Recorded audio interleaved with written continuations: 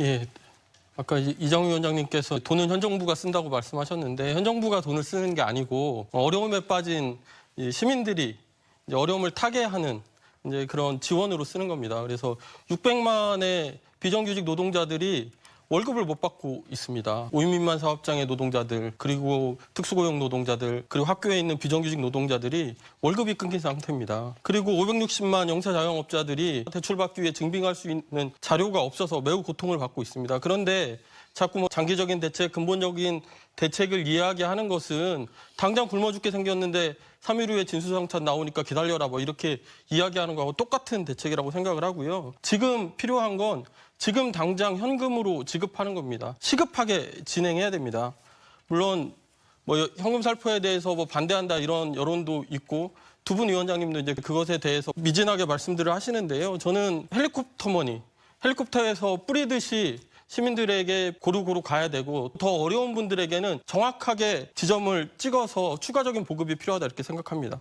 재난기본소득 국민 1인당 100만 원씩 지급하고 자영업자와 중소기업에게는 이제 5년 만기 무이자 상환으로 안정감 있게 미래를 준비할 수 있는 그런 조건들을 만들어주는 것을 정부가 지금 해야 되는 일이 아닌가 싶습니다. 예. 어제 이 대책이 나오고 나서 이제 황교안 대표가 시장 경제로 경제를 살려야 된다 이렇게 말했는데 사실 이제 와서 자유시장 경제가 지금 왜 나오는지 저는 잘 모르겠습니다. 이게 온통 제밥에만 관심이 가 있다 보니까 이 국면에서 이념 논쟁하자는 건지 국민들은 고통받고 일자리 없고 돌봄에 고통받고 이런 상태에서 국민들의 고통을 어떻게 해소할지에 대해서는 전혀 이야기하지 않으면서 지금의 정책만 탓하고 있는 이 상태는 매우 심각한 상태라고 보여집니다. 무슨 민생을 지키자는데 자꾸 재정 건전성을 지켜야 된다고 얘기하는 것은 미신하고 똑같은 겁니다.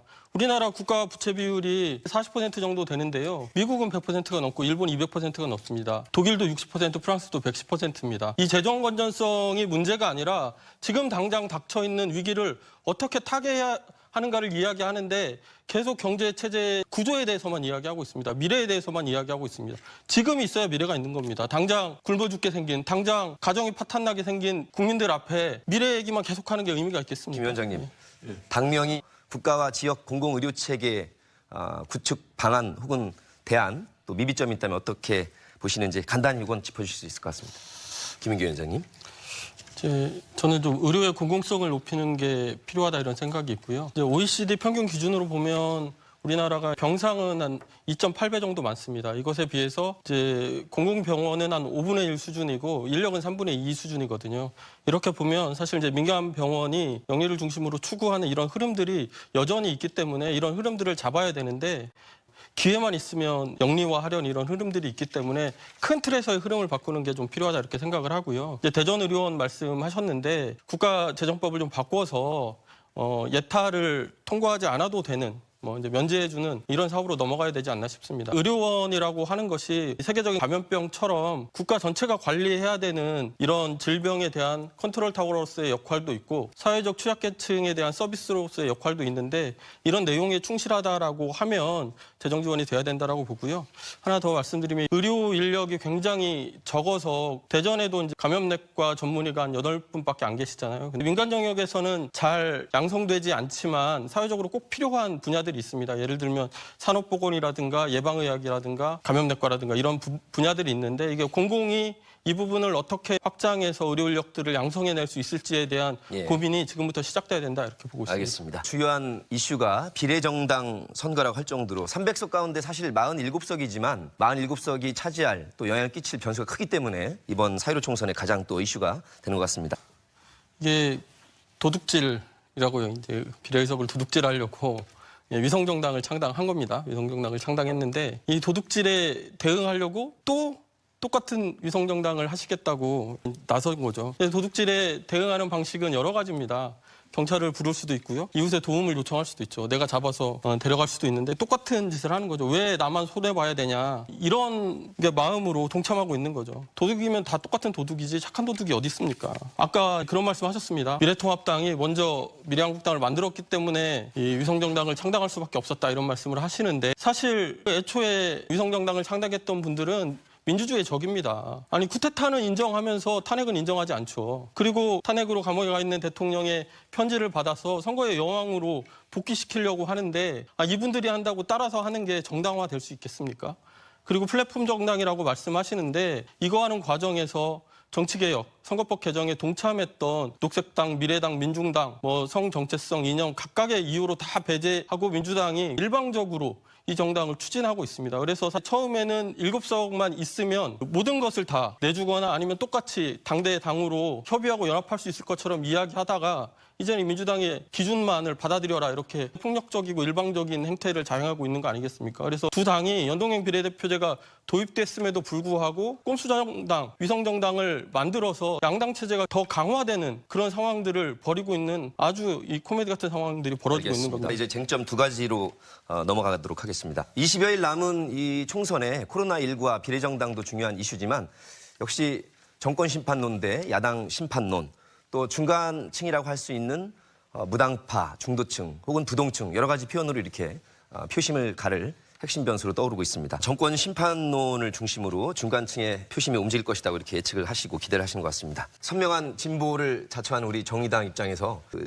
중도 중간층의 입장을 끌어들일 방안 우리 앞서 두 위원장님과 내용을 섞어서 한번 말씀해 주시겠습니까? 예. 코로나로 어려운데 정치가 희망과 대안을 줘야 되는데 계속 이 양당 정치는 서로를 물고 뜯는 데만 전념하고 있습니다. 사실 그럴 수밖에 없는 게 양당 체제 하에서는 최선이 되기보다는 차악이 되면 지지받을 수 있고 정권도 왔다 갔다 하고 이제 이런 일들이 벌어지잖아요. 그러니까 서로 다음날 안 볼 것 같이 싸우다가도 세비 올릴 때는 조용히 가서 합의해서 세비 올리고 위성정당 만들 때는 또 조용히 가서 위성정당 만들고 정당성을 이야기합니다.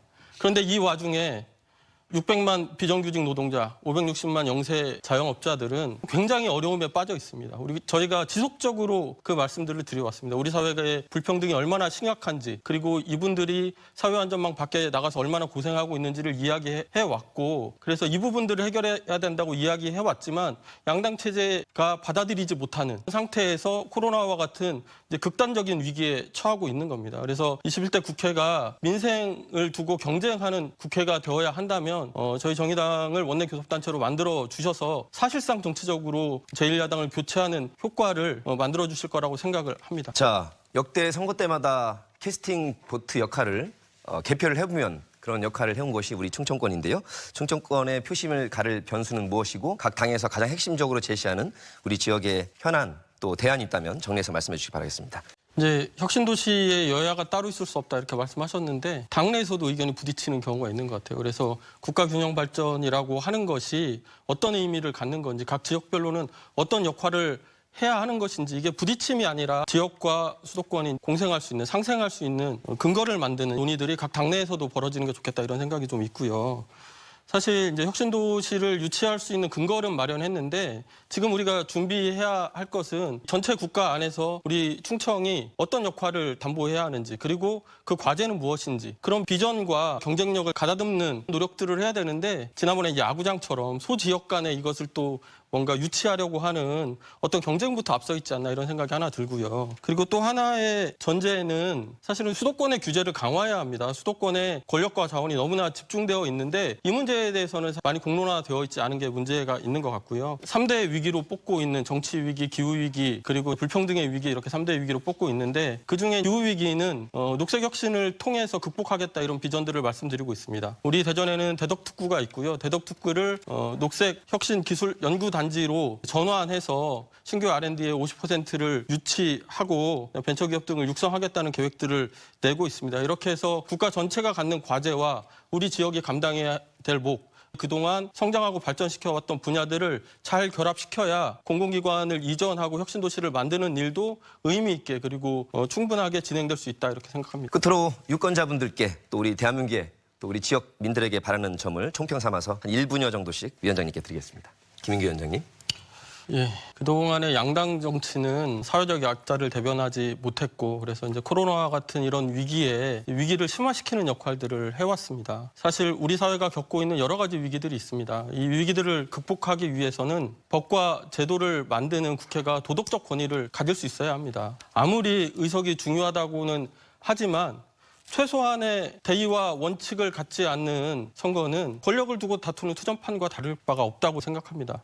개혁과 그리고 제도를 만들어가는 국회가 국민들로부터 신뢰받고 그런 권위를 인정받을 때만 우리 사회 코로나 그리고 기후위기, 정치위기, 불평등의 위기에서 대전환의 길을 열어야 하는 국회가 그 기능을 제대로 발휘할 수 있다고 생각합니다. 저희 정의당은 대전 시민 여러분 믿고 원칙과 정도로 걸어가겠습니다. 예. 새 대전시당의 열정적인 말씀 잘 들었습니다. 코리아는 코로나를 이길 수 있습니다. 대한민국 국민 속에 위기 극복의 DNA가 있기 때문입니다. 총력을 기울여서 이 위기를 함께 헤쳐나가시기를 간절히 부탁드리겠습니다. 노정열의 시시각각 오늘은 여기까지고요. 다음 시간에 찾아뵙겠습니다. 함께해 주신 여러분 고맙습니다.